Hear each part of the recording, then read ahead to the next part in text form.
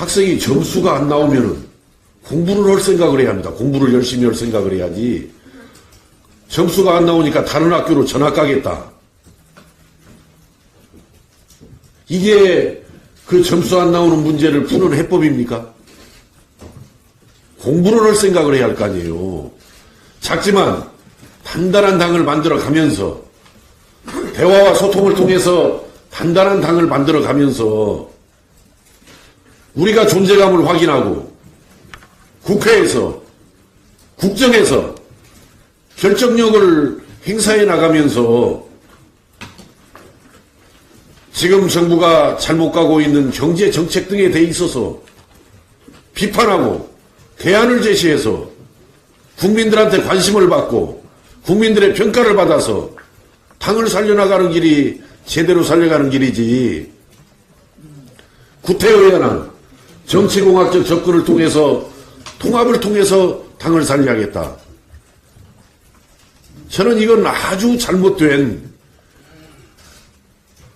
구태의연한 일이었다고 생각합니다. 그래서 저는 민주당이 되었든 바른정당이 되었든 우리가 통합을 생각해서는 저는 안 된다라고 평소부터 생각을 했고 주장을 해왔던 것입니다. 그렇다고 치고 우리 그동안의 구태 정치가 정치공학적인 이합집산을 통해서 항상 어떤 상황을 모면하고 피하려는 그런 관습에 많이 빠져있기 때문에 한번 통합을 생각한다 하더라도 통합의 길이 틀렸다 이거예요. 지금 시대정신이 뭡니까? 적폐를 과감하게 청산을 해서 새로운 대한민국을 만들어달라. 이게 국민들의 엄중한 명령이고 요구고 시대정신입니다. 그래서 저는 통합을 반대하지만은 통합을 하려면은, 기왕에 통합을 하려면은 중도 보수 대통합이 아니라 중도 진보 대통합의 길을 갔어야 한다. 그렇게 생각하는 겁니다. 유승민 대표가 바른정당의 당대표가 되고 나서 중도 보수 대통합을 추진하겠다라고 그랬습니다. 한자리에서 논의가 불가능하면은 자유한국당과 논의하는 팀 별도로 두고 국민의당과 논의하는 팀 별도로 두겠다라고 했습니다. 최근에 바른정당의 정병국 의원께서 모 언론과의 인터뷰에서 중도 보수 대통합이 목표고 원칙이다. 안철수 대표가 자유한국당과 통합을 반대한다라고 하지만은 이미 안철수 대표도 중도 보수 대통합을 하는 것을 알고 있다.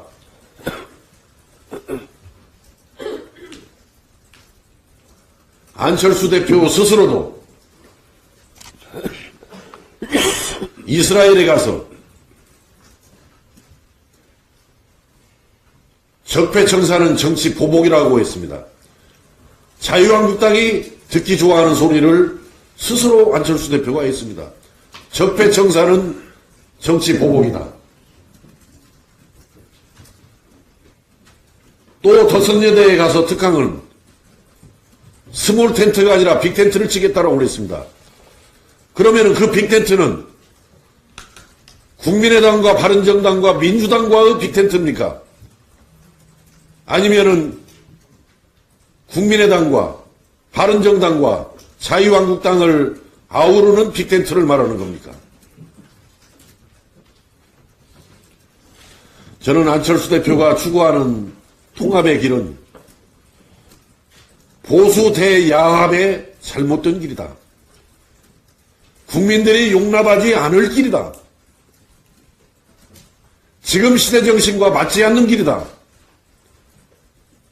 그런 의미에서 경우에 따라서는 참 동지로서 지내온 우리 동료 의원들과 얼굴을 붉혀가면서까지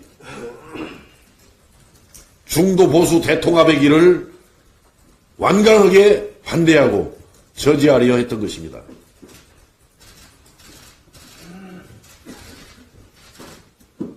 가서는 안 될 길이었습니다.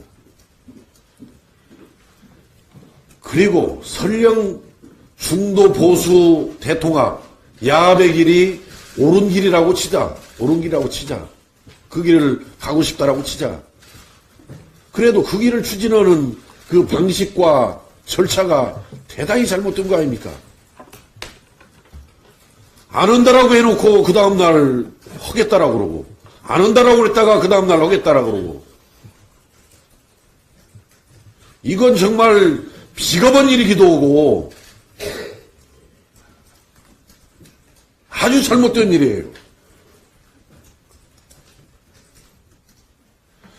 어제 그 당무회의에 제가 들어갔다가 발언을 2차례 하고 나왔습니다마는 공포정치를 하고 있더군요. 공포정치를.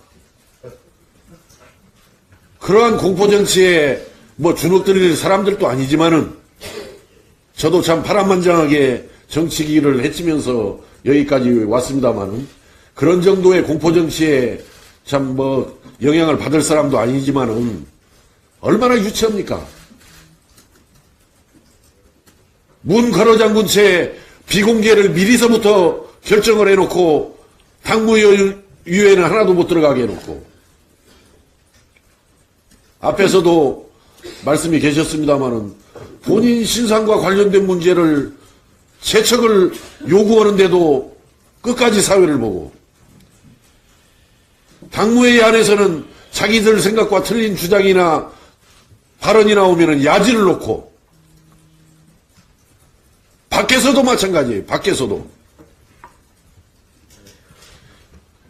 이러면서 지난 기자회견에서 호남 정치를 구태 정치로, 기득권 정치로 폄하했습니까? 누가 기득권 정치고 누가 구태 정치입니까? 앞뒤가 맞지를 않아요. 앞뒤가. 본인이 편법과 꼼수로 잘못된 정치를 해나가면서 누가 누구보다 기득권 정치, 구태 정치를 덮어씌우려고 그럽니까? 저는 적어도 자신합니다. 저는 안철수 대표보다도 더 개혁적이고 더 원칙적이고 저는 철저한 사람이라는 점을 저는 자부합니다. 둘이 논쟁을 해도 내가 더 안철수 대표보다는 개혁적이고 원칙적이고 철저한 사람이라는 것을 나는 이길 수 있습니다.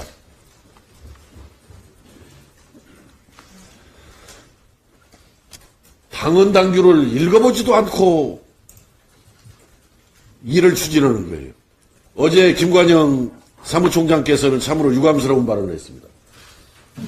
이건 당원 투표를 하자라는 거고 당무위에서 나중에 전당대회를 열어서 합당을 논의하는 것이니까 이것은 당무위에서 논의해서 의결할 수 있다라는 그런 답변을 했습니다. 제 발언 도중에. 형식 논리적으로는 맞는 말 같아요. 지금 현재 정당법, 우리가 가지고 있는 국민의당의 당헌, 당규 전체를 검토해 보면은 합당과 관련된 재신임을 논의하기 위한 전당원 투표를 당무위원회에서 제한할 수 없는 것입니다.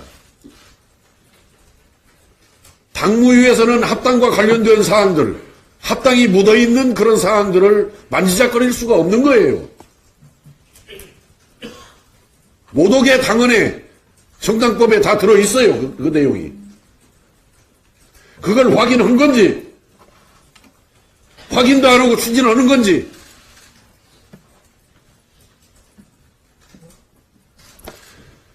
우리 현재의 정당법 또 우리 당헌에 의하면은 합당에 관한 사항, 해산에 관한 사항은 전당대회에서만이 다룰 수 있도록 되어 있습니다. 그래서 어제 당무위에서 바른정당과 합당과 관련해서 당대표의 신임을 묻는 그런 투표, 그걸 의결한 것은 당연무효다, 저건.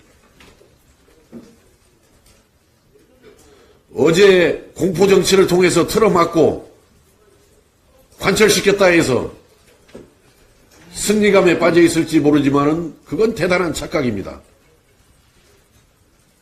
엄청난 저항에 직면할 수밖에 없습니다. 또 그 저항의 결과는 당이 두동강이 나는 겁니다. 통합을 말하면서 당을 분열시키는 이런 어리석은 이런 일을 누가 하는 겁니까 도대체?